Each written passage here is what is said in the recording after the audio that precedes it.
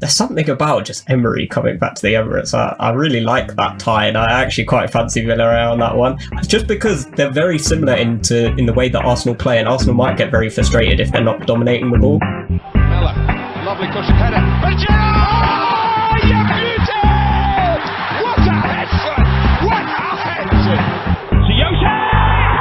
Incredible! Newcastle United have pulled off one of the greatest Premier League comebacks of all time. Youngberg again, push out by Barton. Wilson! Oh! Arsenal have scored yet again in the Premiership, and this could be the most crucial goal of all. What's everyone saying? And you're listening to the Beyond the Gaffer podcast. You're here with your boy Kaj and your co-host Thinesh and Dhillon. Before we get on to the rest of the episode, please follow us on our socials at BTG_pod on Twitter and Instagram. Now, we spoke about the Champions League last week, and now we're going to be looking at the quarterfinal draw for the Europa League. But before we go through that, I'm going to give it to Thinesh. How you been? Yeah, I'm good, mate. I'm good. Like I said, talking about Europa League today, and I think there's some really interesting teams to talk about for the draw, so should be a good episode. How about you, Dhillon? Yeah, cheers, Kaj. Yeah, doing well. I mean, not as excited as I was last week. You know, UEFA's secondary competition. It's not quite the same. Not quite the same billing. This is the real competition. But you know, looking forward to it. Yeah.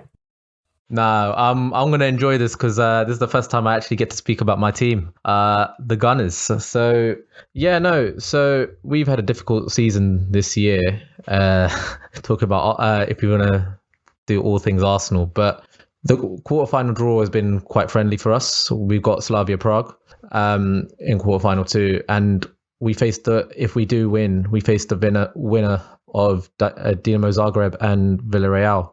So if I want to go through this, I think it's a pretty good tie. I'm going to go through it in detail in terms of how we are. But what are your thoughts, Thinesh? Yeah, I mean, you would be pretty happy with that, wouldn't you? Slavia Prague, arguably the weakest side in that draw. I mean, they're not really known to a lot of teams across Europe. I guess that a lot of their core players are quite local to them in the sort of other European teams. I guess what we know about them is that they don't really concede many goals, do they? They've only conceded 15 goals in 23 games in the league this season. So defensively, I think they're pretty sound. And they set up in a 4-1-4-1 formation. So they've got that holding midfielder who sort of acts like the rock in between the midfield and the defence. And they sit very compact. So I think they'll be quite a tricky team to break down. So probably not an opposition you can underestimate. But I can't see Arsenal struggling in this one, to be honest. I think there's not really enough quality in that Slavia Prague team to think they'll cause too many problems to the Arsenal defence. But to be fair, I mean, they've beaten Sevilla, they've beaten Leicester, and they've beaten Rangers. So they've obviously done well to get to this point. So surely, yeah, definitely a team you can't underestimate. Again, we don't know a huge amount about them coming from the Czech league. But undefeated domestically, not quite two very good sides, like Dennis said, and Rangers and Leicester. They fell out of the UCL, didn't they? To Midtjylland, funnily enough, who Liverpool in their group. It'll be an interesting tie. I mean, Chelsea had a bit of a game with them, didn't they, 2 seasons ago when they went to win the UEL in the semi-finals. So I don't think it'll be a straightforward game for Arsenal, but I mean, the draw couldn't have been kinder. I think it's there for the taking for Arsenal. I think they'll be disappointed if they didn't make it through. And I guess quickly just to touch on, I guess what's dominated for the last week, that Slavia Prague has been sort of the racism incident in the game against Rangers. It's shocking, and I hope UEFA do something about it and clamp down. No, completely agree with that. If I want to speak solely from their team, I think looking at just some of the highlights against Leicester and Rangers, it seems like they're quite dominant from their left-hand side, with Stanchu and Peter Olienka being some of their biggest threats. And funnily enough, I think that's Arsenal's weaker side, with Bellerin, Pepe, especially, Saka as well on that side recently. But that's going to be the biggest danger for Arsenal, in my opinion, in terms of controlling that side from Slavia Prague. I don't know if you have any more thoughts on that before we go deeper into, Arsenal. Yeah, Stanchu is one of those names I recognise. I remember him from the Euro 2016 tournament. He scored for Romania, I think. So I think he's got he's pretty good on the set pieces, isn't he? So if they're going to score a goal, it might come from a set piece. And if anything, we know how Arsenal love to mess up these sort of situations. So they're they won't make it easy. But I guess let's look at your team, Kaj. What do you think of Arsenal's hopes for this tie, and how do you think you're set up for this one? So we've been going with like a 4-2-3-1 formation for most since the start of December when Smith Rowe came through, and I think we've become a lot better in terms of especially creating chances. So since I think from like September till really that Chelsea game, we were struggling to not even just score goals, just to create any single decent chance in a game. We probably won a game, but now since then we've scored over 3 goals a game in more than 6 games since the start of the calendar year. And we should have scored more in Burnley and Wolves, but that's just for our players not taking chances. And I think the key to this will probably be having Partey and Odegaard in our midfield. So since they came through, I feel like we've had a lot more control in games, and you can really tell the difference when they're not there, especially with Partey, because the biggest issue we had at the start of the season is that we couldn't move the ball from the starting phase in terms of the defense into our attacking midfielder. And because El Neni, when you look at him play, he just passes it sideways. He doesn't really provide those passes through the lines. Xhaka can do that, but he's quite predictable and he's quite slow when doing it. And Dani Ceballos is just really erratic when doing that. So only Partey's there. So he's going to be key, and making sure he's fit to make sure that we go through. I don't know. Yeah, Partey is he's been really good, hasn't he? I like that he carries the ball really well, and he's a lot more than just a defensive-minded midfielder. He actually loves taking a shot, doesn't he? Albeit a lot of them end up in Rose Head. But you know what? he gets a lot of flack, but I think I looked at just a clip of like Cesc Fabregas like 10 years ago when he was playing. His qualities are similar to him, not his shooting, don't get me wrong, but in terms of his passing through the lines, but also over like the defense as well. Like, did any of you watch the Wolves games? I doubt you would have, but when we lost like 2-1. Oh yeah, I did enjoy that one. Yeah, but if you watch the first half, like Partey was running the show, and he was just threading balls over the top to like Saka and so on, and he was just running it. It was like a masterclass in some ways, and that's what Fabregas used to do, right? And we need that. We just need someone like him to be able to enable the rest of the team to go well, because even against West Ham in the second half, he just ran it, and like Xhaka became like non-existent, and that's why he was subbed off for like Smith Rowe. Even against Olympiacos, he did that. I remember he came on, you were 1-0 down, El Arabi scored, and they were going for it. He came on and he sort of just broke up the play.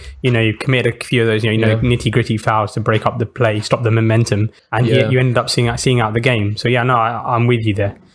Yeah, I think it's just like lazy analysis when you look at him, because if you look at the profile of the player, you think he does different things, but his technical ability is very, very underrated. And I think that's why he was probably more important than having an attacking midfielder, purely because we kind of had Smith Rowe, but he was just injured. I guess we had Ozil, but we didn't play him for certain reasons that Arteta's probably going to allude to. But he's also just really fixed that right-hand side, because when Arteta came through, our attack was so dominated on the left-hand side with Kieran Tierney, Xhaka threading the balls over there, Aubameyang, Saka playing there a lot of the time as well. And our right side was just so disjointed because we just didn't have those kind of like triangles or like that midfield to connect it. And now with Odegaard also drifting to that side, I think you can see it even both in Saka being better, but also in Pepe as well. And I think from our side, it's just the real emphasis on Partey and Odegaard being key to going through in this time. Do you think you'll rotate? Obviously, given the UEL is probably the priority now, do you see a lot of rotation? Like, obviously, like Chambers played against West Ham the other day. You know, Cedric and Bellerin have sort of been rotating. What do you think? Chambers had a really good game as well. Yeah. So the way I see it, I mean, the centre backs he's rotated, but I think he should definitely keep Gabriel in the side. One, because I think he's our best centre back. He's our most athletic. He has a high press when it comes to being aggressively intercepting balls from the strikers, but also he's our best defender when it comes to attacking the ball for winning headers and scoring goals. That header that he scored was incredible. That was, I think, that was the goal of the round for me. That was a brilliant header. We haven't had a centre back like that, right? So we need players that attack the ball, and he's one of them. I think he can rotate most of the players up front in terms of you can put Aubameyang or Lacazette. You can put Smith Rowe on the left. Yeah, Willian as well. You know, I know you love Willian. Definitely not. Yeah, you know what? I feel like Willian is going to play regardless. I'm not. He saved that. He saved in the last tie. So I think saved is a strong word. Yeah, it's a big exaggeration there. Two very key assists. Pretty much did most of the work. Yeah, two faded. I think the biggest position he's gonna rotate depending on this is the right back situation. I'm not really a fan of what Bellerin offers because defensively he's just, how do you word it? He's vulnerable. He doesn't have the pace that he used to recover areas like he used to, and he's also prone in terms of like runs in behind and so on and so forth, especially compared to Chambers and Cedric. And if we play Pepe on the right, I really don't want to see Bellerin because their combination play is just so you really don't see the best of Pepe when you play him with Bellerin. Because when Pepe plays, he wants to kind of attack that inside zone, trying to cut in and be closer towards goal. But when Bellerin plays, he kind of just attacks the same zone as him, and he doesn't stretch the play or provide width, and that's why you just don't see them two playing well. Maybe with Saka, but I just think he's going to be looking at putting Chambers or Cedric in there, and then Tierney on the left. But yeah, just on Odegaard, I really like what he's added to the team. I think he's that sort of missing link that you needed between the attack, because like you said, you were very over reliant on the likes of Saka for creativity up front. And I think now he's played more games with the team, you can tell that he's now found a bit of chemistry with the attacking players. I think when he started, he was making these passes, but no one seemed to be on his wavelength. But now I feel like the players are enjoying playing with him, not only, but they understand what he's trying to do, and he knows the sort of runs that like the Lacazettes and Aubameyangs are trying to make now. Yeah. So I think it's a really tidy player. You can trust him on the ball. And do you think Arsenal will sign him in the summer? I think there's a hefty fee they're quoting, isn't it? 50 mil? I want him to be signed. Yeah. I'd put the money in there. Like, I know we were linked with Aouar from Lyon, but we know what Odegaard actually offers now. I agree. I really like him. I think it'd be a good pickup. He's young enough as well, isn't he? It's whether Zidane's probably central to whether he stays or not. Yeah, it really comes down to if Zidane still stays in Madrid, and I think he wants to, because he's moved around a lot. He went to Real Madrid quite young, didn't he? 15, 16, yeah, 15, 16, wasn't he? Yeah, he does, super young, and he's moved around quite a lot. So I'm hoping. He probably feels the love at Arsenal, so he probably wants to stay there quite a lot. Not quite a lot. He wants to stay there, and I think he's really forming like one of those leaders in the dressing room. So I think he will if he wants to. I think he wants to. Just depends on money and so on. I think that's about it from Arsenal, because I'll probably want to talk about more, but we'll talk about it on another day. But before we move on to Man United, your thoughts on who will win? The Arsenal story? Yeah, it should be comfortable. I think Arsenal should be comfortable for Arsenal, shouldn't it? Yeah, I think so, but it's just... I think the second leg being away might be the only It's because I watch Arsenal enough to know that nothing's ever guaranteed. The only reason you'll lose, it will be because of your own individual mistake. Yeah, that's the problem. That's the individual mistakes. Like passing out from the back or something like that. I can imagine that. That's it. But yeah. We'll come back to Arsenal later on in the episode. But we've got United now. So they are facing Granada, and I'm going to speak a lot less in this side, but I think that was the best draw that they could have gotten. What do you guys think? Yeah, no, I mean, look, they've already disposed of Spanish opposition in Real Sociedad. I mean, Granada, it's their first season playing in Europe, I believe. And they've had some good scouts. You know, they knocked down Molde last round. I think they knocked down Napoli round before. But they're seeing 8th in La Liga. I mean, they really shouldn't give United too much trouble. Like, if I'm looking at all the ties, this is probably the most one-sided tie where I expect United to win heavily. Like, I will be very, very surprised if United do not go through here. I don't think Granada will offer much resistance. I mean, like, there was Real Sociedad was supposed to be I would argue would be a harder tie, and AC Milan, I'd argue the last two ties United played were harder than this one. And they came through those, albeit AC Milan was a bit of a difficult game. They came through those. So I don't expect Granada to pose much of a threat, but you never know. I mean, like, Europe does something to certain teams, you know. They get that bug where they seem to go on runs. And the fact that it's their first season in Europe, imagine if Granada could go all the way. It would be something else. The thing is, they've conceded 46 goals in La Liga. I think it's the worst defense. Right? Joint worst defense, yeah. I mean, I really can't see past United for this. I know it sounds like it's just lazy analysis here, but I just think they're way too... There's, like, player for player, they're just a lot better than Granada. I don't know. Your thoughts, Dylan? Not Dylan, Thinesh. I mean, yeah, like you said, it's pretty remarkable they've made it this far in the Europa League, I think. But credit to them, I think their head coach, Diego Martinez, has done a really good job. And to be fair, they were in the second league of the second Spanish league 2 years ago. To think they're playing in a quarter-final of Europa League against United, like, fair play to them, that's pretty incredible. I will defend them a little bit because I think their team is actually pretty decent. It's a lot better than I expected when I looked at it in more detail. They've got players like Maxime Gonalons, who I was a big admirer as someone who was linked to Newcastle quite a lot, who's at Granada now, and he's sort of their anchor in midfield. And Domingos Duarte at centre-back, he's a really good, tidy player on the ball. He likes to play out from the back as well. So I think they've got a really solid spine, with, of course, the legendary Roberto Soldado up front, who Spurs fans will love to remember for only scoring penalties for them. So he's like 35 now, he's isn't he? 35, yeah, which is pretty crazy. Yeah. So they've got some experience in there, considering that they don't really spend a lot of money at all. They work on a shoestring budget. A lot of these players are on loan. Another player, Kennedy. Yeah, Chelsea, Newcastle, then, isn't it? You know him well. Exactly. He was good for us at Newcastle. So he's still on loan at Chelsea, actually. I don't think they've sold him yet. So typical. And they have another player from Man City, I think, on loan, who's done really well from them. He plays in the field. I can't remember his name. But it's not a bad team, to be fair. Yeah, Yangel Herrera. That's right, yeah. I think he's done really well for them. So it's not a bad team at all. But like you said, United are arguably the favourites for this now. Shall we go dominant from like should we go approach this from like the United perspective, right? The way I see it, if United don't win, it's going to be down to them, right? It's going to be like you mentioned with Arsenal. Yeah, it will be the same situation. What do you think? When I looked at them, especially, they're such a weird team, man. I know they had like probably fatigue from beating AC Milan in midweek, but then they went to lose to Leicester, who, to be fair, are a very, very good team with a great midfield, right? But their midfield is probably their biggest issue when it comes to approaching maybe not this game, but it will be further on in the competition. I don't know your thoughts on that. I still don't think he's worked out his best midfield. I was very surprised that Pogba came off. And he's like, and Van de Beek. Yeah, exactly. I mean, I can see he's trying to rotate. Like Van de Beek, he looked a bit anonymous against Leicester, but then people are comparing it to Bruno, and they're just completely different players, and you can't do that. But I still don't think he's worked out his best midfield. Like, he tried to give everyone a rest on Sunday against Leicester. Then Shaw had to come on, Bruno had to come on, and Fred didn't have the best game in a United shirt.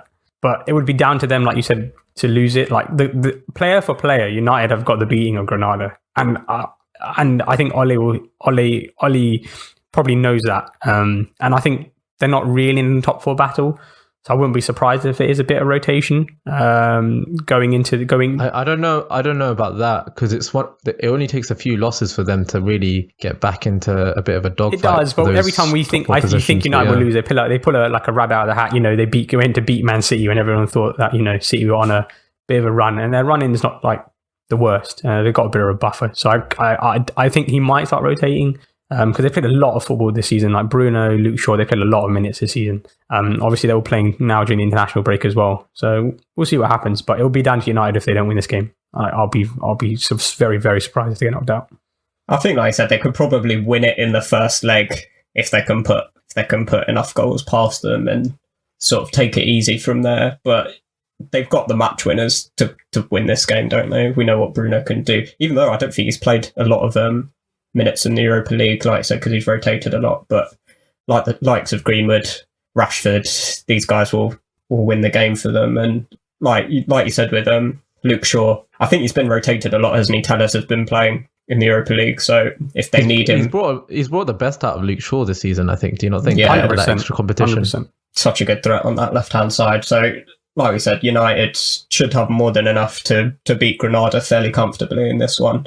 Again, it would just be their own downfall, I think, if they somehow manage to lose this one. But I think they can wrap this up pretty comfortably.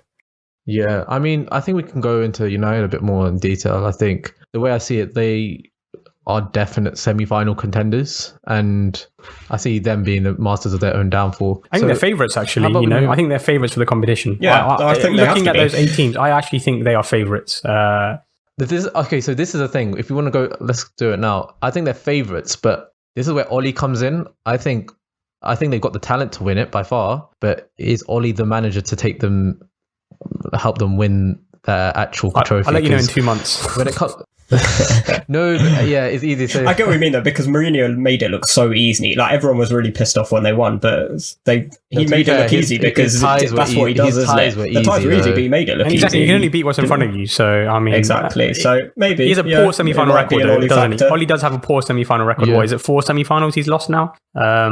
Lots of the quarterfinals of Leicester. Leicester lost to Sevilla last season. It already lost in this Carabao Cup to City this season in the semi. So we'll see. I think it's a nice transition into who they could play, I guess, in terms of Roma and Ajax. Because I mean, that is a cracker of a tie. I think that's probably the tie of the round. It has to be, isn't it? Yeah, I mean, okay, so we'll talk about that, and we'll talk about United's chances against the winners of Ajax and Roma. But yeah, what's your thoughts on that game, Thinesh? Yeah, like I said, probably my favourite tie of the round. And it's really interesting because I think it's very much a tactical mismatch in that both these teams can play completely the opposite to each other. Ajax is they play some brilliant football. They're very fluid in their attack. And they always seem to find a way to smash it in these European competitions, whether it's Champions League or Europa League, considering that they always sell their best players. I mean, this summer they sold Ziyech and Dest, and they've now managed to unearth some youngsters now, like in Ryan Gravenberch, who's been brilliant. What a player he's become, and I'm sure only 18 years old. Exactly, and they'll probably sell him this season, unfortunately. So, but yeah, I think they're a really good side, and probably the dark horses for me. I think to get to a final. Ajax, yeah, definitely. Yeah. I think their pedigree in Europe speaks for itself, and the fact that they're still playing with Tadic as a false nine says it all. They could still play this way without a proper out and out striker. So they've got some brilliant players, and I really like them. What do you guys think about Ajax as well? If United go through, I think, and if they go through, I think Ajax are favourites, to be honest, for that. I'm looking at the stats, obviously, given that I don't watch them enough, but they score on average 3.19 like a match. So on average, over 3 goals a game. They concede less than one at 0.73. And looking at the Europa League ties, they don't, and I know it's hard to analyse in different leagues, but they don't seem to concede many goals at all. So I think I see them favourites, especially against Roma. And Roma don't look defensively that great compared to them, and that's why I see them. I mean, Roma is still in a battle for the top 4 in Serie A. I mean, they're in a huge battle with like Napoli, Lazio, Atalanta for that top 4 space, while Ajax have got the league sewn up in the Eredivisie. So they concede they've got 2 clean sheets and 13 away. I think they concede a goal every 47 minutes in Serie A. So especially against a very strong Ajax attack, that probably it's probably not looking good for them on that side. But I really like Roma. I think they're a very traditional Italian side, don't they? They like playing their 4-3-3. Sorry, not 4-3-3, a 3-4-3. Which is like sort of very classic in terms of pushing the fullbacks in Spinazzola and Karsdorp, who will just bomb on. And I like to see a very classic English of sort of Premier League attack in Pedro, Dzeko and Mkhitaryan, who I think are playing really well together. So they're a good side. Can't underestimate them at all. I think it'll be a really good attritional tie. Roma are very patient in their build-up. They'll be hard to break down. And Ajax will look to capitalise on the space in behind the wing backs, so I'm really looking forward to watching that one. Yeah, fair. I think it's like you said, it's the tie of the round. So the last tie we can then talk about is Villarreal and Dinamo Zagreb. I butchered that name again, guys. But you know what? Before we mention that, I want to have a special mention about Spurs because they bottled it massively in that tie against Dinamo Zagreb, and I don't know how they didn't go through. And yeah, your thoughts on that game before we go into that tie? I mean, I didn't watch the game, but I watched it from extra time onwards. And when that Orsic scored his hat trick, I mean, honestly, did you see the celebration on the pitch? They knew what they had just done. They're probably the greatest night in their European history, right?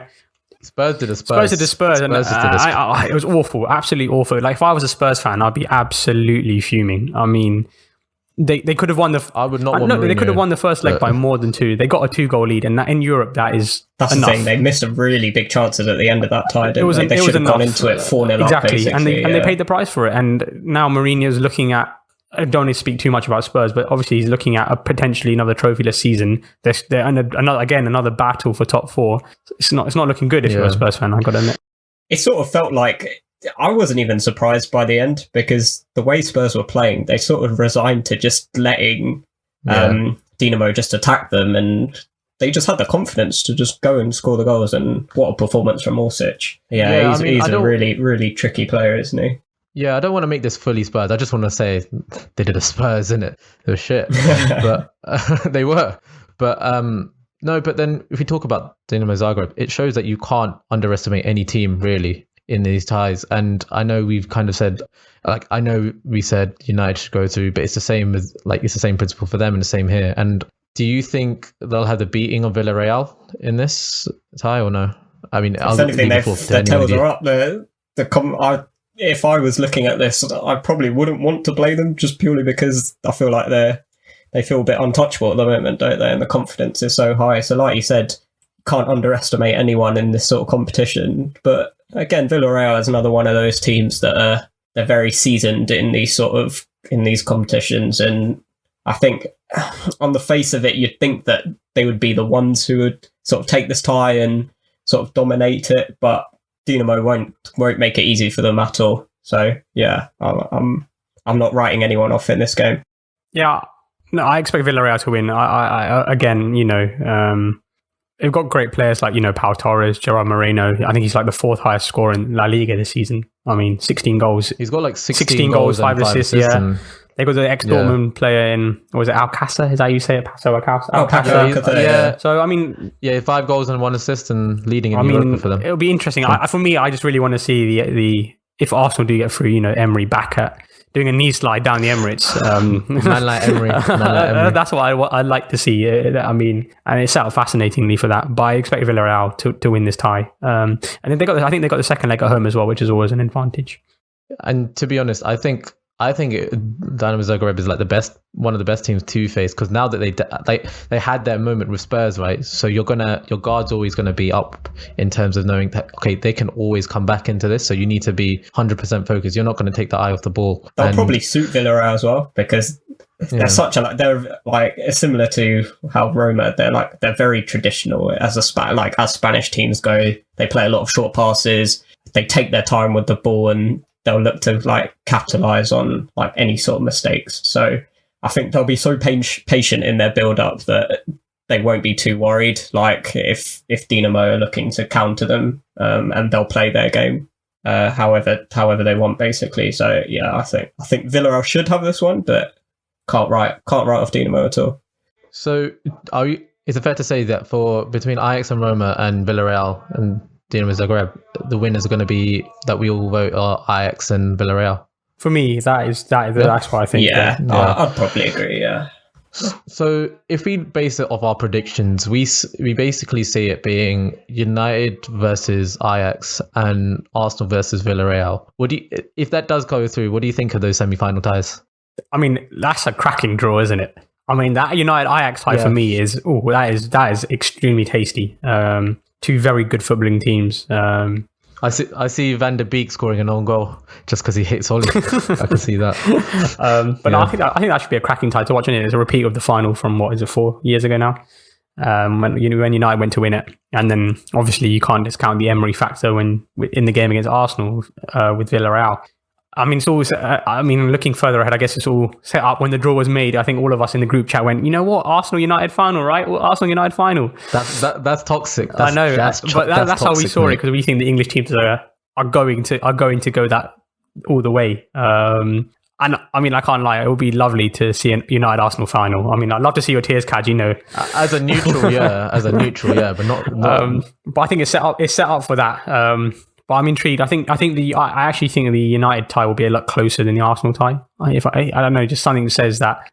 I think the Ajax United tie is a lot more difficult for United than it would be for Arsenal playing Villarreal. I just think Arsenal got the beating of Villarreal, especially with the rotation and everything. I think Arteta will go all out for it. I think he knows this is his time to shine. There's something about just Emery coming back to the Emirates. I really like that tie, and I actually quite fancy Villarreal on that one. Just because they're very similar in the way that Arsenal play, and Arsenal might get very frustrated if they're not dominating the ball.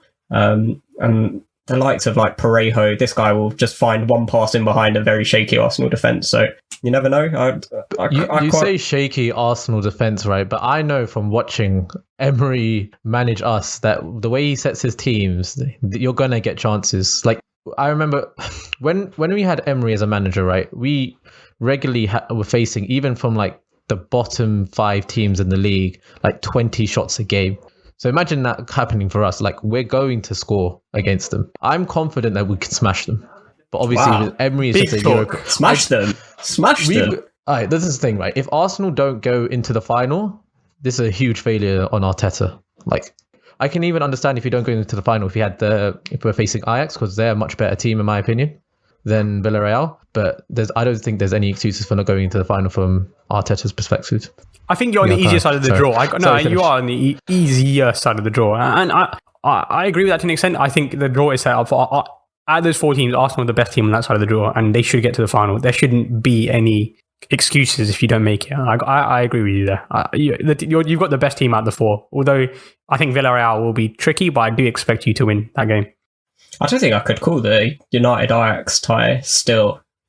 I can't, just purely because we know what Ajax could do. They're such a dangerous team, and I can fully see them. I can fully see them scoring in that game. It's just whether United can put their chances away. They create so many chances.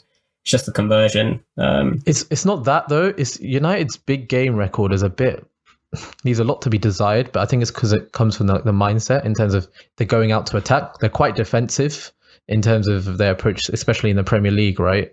Do you not think that might be? I guess these sort of one-off games are completely different to a sort of Premier League tie, where I know like a lot of the bigger games that they've played, they've taken a lot more of a defensive-minded approach. But you'd like to think that Ollie would take the initiative in this one and go out and win it. But like you said, I don't know. I do kind of fancy Ajax as well in this one. So it may be set up for an all-English final, and I do hope it is, because I think that'll be a really good watch. But I do fancy either of those teams to cause an upset. There is something about Ajax though, like because they were in Liverpool's group in the UCL, and Liverpool actually managed to do the double over them. I don't think they actually scored. But how were the games? Yeah, so was it like tough or just? I mean, it was very different. Like the first game when we played there, I think we're under the back foot for a lot of it, and then we nicked a goal and won that 1-0. But in the second leg at home, we played a lot better. But again, like Ajax couldn't score, and I don't know how they'll fare against this United defense. It's I don't know, on his day it's really good. Like against City, when they play on their day, they're really, really good. But this is what I mean. It's such a weird. When they're bad, they're bad. Right? Like when they're bad, they like against Leicester last week. I don't know. I still even think Lindelof they should. And Maguire can be really good at times. It's laughable saying that, but they can be either really good or just really, really poor. I don't know. No, I was just going to say, I don't think they should have beaten Milan in the last time. Milan probably should have had the beating of them, but they just didn't have the firepower to put away the chances that they had, and essentially they won because Pogba saved them. That's in the second leg, right? So yeah. I can fully see that happening, and Ajax have got the goal scorers to nick a goal and win the game if they can. So it's not an easy one for United. I'd argue that's the tougher tie, and yeah. I couldn't call it, to be honest. Yeah, I mean, I think the last thing I want to mention with United is I think the key for them to win is Paul Pogba. I don't think it's going to be Bruno Fernandes because his record in the big games there's a lot left to be desired. And I know the stats back it up for him in terms of how good of a player he is. But I think when I look at, maybe it's lazy analysis here, but when I look at my Twitter feed with all these United fans, when it comes to analysing Bruno, he's an end product kind of merchant, if it's disrespectful saying that. But when it comes to like sustaining attacks or especially moving from one ball to the other, like the counter attacks, he's quite poor in that he always fails to provide the accurate final pass compared to players like Pogba. I don't know if your thoughts on that. I mean, he's still a match winner, isn't he? But we know that Pogba he's so influential when he's on top form. And I think it's odd because I think Bruno struggles to play with Pogba in the side, purely just because I think Pogba picks up a lot of the pockets of space that Bruno would usually find. So Bruno might find himself sitting a little bit deeper than where he'd normally play if Pogba wasn't in there. But I think they've got the match winners to take that game and win it. It's just whether they can take those chances when they come. Who do you guys think? Yeah. Right, should we wrap up? Who do you guys think going to win the Europa League? Do you want me to start off, Thinesh? Yeah, go for it. All right, cool. I'm going to go with Arsenal. One, because... What a shock. Christ, What a Christ. shock, yeah. Not a shock. I know, look, I have to back my team, but also because, look, no one thought that we'd win the FA Cup last year, right? When we beat Man City and we beat Chelsea on the route to winning it. And Arteta's record in the big games is actually one of his biggest strengths. There's a lot of things you can criticize with him, right? In terms of his rotations, him trying to be too clever. But when it comes to the tactics in the big games, he always seems to deliver. And I think this team is a cup team, and it's built for the big games and doing really well in just for 90 minutes, but not on a consistent basis. And that's why I favour him to win. And our draw relatively is easy. I don't look as good as United are.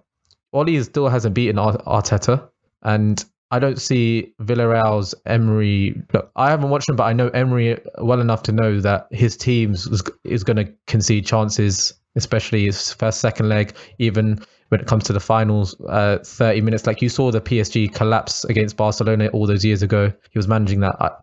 I fancy us to the final, and I fancy us to win it. But yeah, that's my rant over. Fair enough. I'll keep mine shorter. I as much as it pained me to say this as a Liverpool fan, I think United are going to do it. I think they're tournament favourites. I mean, the squad is there. Yes, the arguably difficult draw, but I think they have the quality to win it. You never know. Look, if it's United Arsenal final, it could go either way. But if on paper and looking at all the circumstances, I'm going to back United. Yes, fair enough. After listening to what Kaj just said, I actually find that really interesting. And I agree. I think, not Emery. That's a disrespect to Arsenal now. Arteta seems to find his... arguments, innit? I'm not so good, innit? He seems to find his mojo in these big games. So you know what? I'm going to back an Ajax-Arsenal final, and I'm going to back Ajax to win it. You thought I was going to say Arsenal, didn't you? I did think I love it. But to be honest, I see Oli losing in the semi-finals again. I just do. Maybe it's just a big Just thing watch how with this is a Granada-Zagreb final, but we've all got it wrong, boys. So we've all got it wrong. It's great to win. Yeah, Let's go. You know what? If Arsenal United are in the final, or even Arsenal win it, we are definitely watching this in the pub, hopefully, when lockdown. Yeah, Big preview session. That'll be a good big watch. preview. That'll be very good work. Yeah, we'll do a big preview. But obviously, the session for that, UCL don't takes worry. priority, and this is UEFA secondary cares. competition. No one cares about your competition, mate. No one cares. I hope. You know what? I said Liverpool will win, but I really hope City do. Actually, no, or anyone but Chelsea. But, yeah. But I ain't gonna give you, man, more attention. You had that last episode, innit? Yeah, I guess that brings us to the end of the episode. I'm going to give it back to you, Thinesh, for you to end it, because you love doing this. Cheers, Kaj. As always, guys, thanks for listening. Make sure you're following us on our socials, on Twitter and Instagram at BTG_pod. And as always, follow us on Spotify and leave us a rating on Apple Podcasts as well. See you next week.